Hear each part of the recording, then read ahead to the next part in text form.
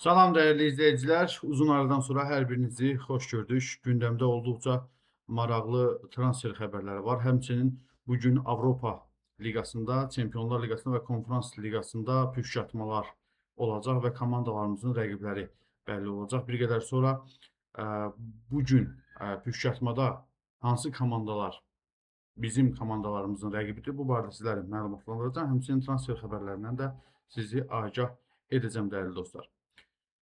Mən isə xəbərlərə keçməzdən öncə hər birinizdən videonu bəyənməyi, şərhlər bölümündə fikirlərinizi yazmağı, kanala abunə deyilsinizsə abunə olmağı rica edirəm və məlumatları keçməmiş sizlərdən olduqca vacib xahişim var.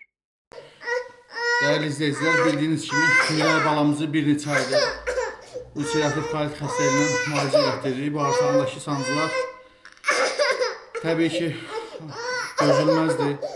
Məcbur olub paylaşırıq. Halımızdan anlayıb dəstək olan, dua edən hər kəsə təşəkkür edirəm. Ümid edirəm ki, bizi başa düşəcəksiniz, dəstəyinizi əsirgəməyəcəksiniz. Allah heç kimə bizim kimi çarəsizlik nəsib eləməsin. Kömək olan, olmayan hər kəsə ancaq xoşbəxtlik arzu edirəm. Biz də təbii ki, balamızı xilas eləmək istəyirik. Ona görə sizdən maksimum şəkildə dəstək olmağı rica edirəm. Ümid edirəm ki, havayımıza səs verəcəksiniz, dəstək olacaqsınız, dua edəcəksiniz. Öncədən hər birinizə təşəkkür edirəm. Ümid edirəm, belə dar gündə bizi tək qoymayacaqsınız, dəstəyinizi göstərəcəksiniz. Mən isə zaman itirmədən məlumatlara keçirəm. Bir qədər öncə qeyd etdiyim kimi, Azərbaycanı Avrokuboklarda təmsil edən 4 komandanın artıq potensial rəqibləri dəqiqləşmək üzrədir. Bugün püşkatma olacaq və hansı komandalar bizim komandalarımızın potensial rəqibləridir. Bu barədə sizləri məlumatlandırmaq istəyirəm. İlk öncə, daha sonra transfer xəbərlərini sizin nəzərinizə çatdıracağıq. Dəyərli izləyicilər, bildiyiniz kimi Azərbaycan çempionu olaraq Azərbaycanı Çempionlar Liqasında bu il Qarabağ yox, məhz Sabah komandası təmsil edəcək və Sabah komandasının şəxsi reytinqi aşağı olduğu üçün Çempionlar Liqasında birinci təsdiqat mərhələsindən start verəcək. Və artıq bildiyiniz kimi dünənə qədər Sabah komandasının 14 potensial rəqibi bəlli idi, amma artıq bugün bu rəqiblərin sayı 7-yə düşdü. Daha dəqiq desək, ekranda da görürsünüz. İrlandiyanın Shamrock Rovers komandası, Finlandiyanın Kups komandası, Cəbəl Tariqin Lincoln Red Imps komandası, Latviyanın Riga komandası, Estoniyanın Flora komandası, Şimali İrlandiyanın Ların komandası və Walesin TNS komandası Sabah komandasının potensial rəqibləridir. Yəni bu 7 komandadan biri Azərbaycanı Çempionlar Liqasında təmsil edən Sabah komandasının rəqibi olacaq. Və Çempionlar Liqasının püşkatması saat 18:00-da kanalımızda canlı yayımda sizlərə təqdim olunacaq. İndidən abunə olun ki, canlı yayımı yalnız abunəçilərimiz izləyə biləcəklər. Qaldı ki, Qarabağ komandası Azərbaycanı bu il Avropa Liqasında təmsil edəcək və ölkə ikincisi olaraq, çünki Kuboku da Sabah komandası qazanmışdı. Kubokun qalibi kimi yox, Azərbaycan Premyer Liqasının ikincisi olmuş bir komanda kimi Avropa Liqasında ölkəmizi təmsil edəcək.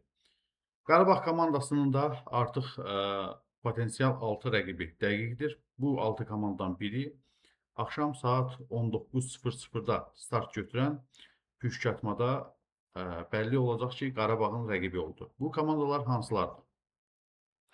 Slovakiyanın Jiline komandası, Serbiyanın Vojvodina komandası, Rumıniyanın Universitetia Cluj komandası, Sloveniyanın Aluminium komandası, İrlandiyanın Derry City komandası və İslandiyanın Vestri komandası Qarabağ komandasının potensial rəqibləridir. Bu komandalardan biri Qarabağ komandasının, bir daha qeyd edirəm, rəqibi olacaq. Axşam artıq bu bəlli olacaq.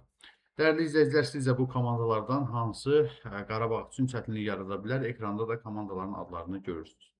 Konferans liqasında isə komandalar 5 qrupa bölünüb, zirə birinci qrupda yer alıb və onun 5 mümkün rəqibi var. Bunlar Gürcüstanın Torpedo komandası, Bosniya və Hersegovinanın Velej komandası, Qazaxıstanın Yelimay komandası, Albaniyanın Elbasani komandası və Montenegronun Petrovac komandası məhz zirə komandasının potensial rəqibləridir ki, axşam bu komandalardan biri, bir daha qeyd edirəm, zirə komandasının rəqibi olacaq. Sizcə bu komandalarımız birinci mərhələdən ikinci mərhələyə yüksələ biləcəklərmi? UEFA-da birinci mərhələnin püşkatma mərasimi bu gün keçirilir. Azərbaycan Konferans Liqasında təmsil edən digər komanda, Neftçi komandası ikinci mərhələdən yarışa start verəcək. Ona görə də Neftçi komandasının rəqibi sabah bəlli olacaq. Amma artıq ekran aşağı hissəsindən Neftçi komandasında məlum olan 17 deməli potensial rəqibini görürsünüz. Dəyərli izləyicilər, qeyd edim ki, həmçinin Konferans Liqasında birinci mərhələdən ikinci mərhələyə yüksələn komandalarda Neftçi komandasının potensial rəqibləri siyahısına daxil olacaq ki, bugünkü püşkatmadan sonra hansı cütlüklərin də Neftçinin rəqibləri, potensial rəqibləri siyahısına daxil olduğunu sizin nəzərinizə çatdırmış olacaq. Ümumilikdə komandalarımıza uğurlar arzu edirəm. Bu arada onu da sizin nəzərinizə çatdırım. Əslində Azərbaycanı Konferans Liqasında Zirə yox, Turan Tovuz təmsil etməli idi. Amma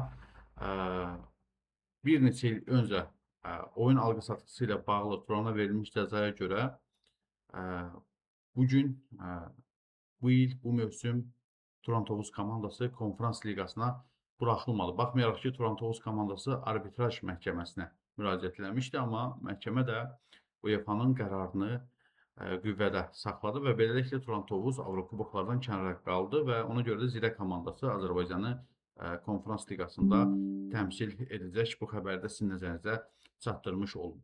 Dəyərli dostlar,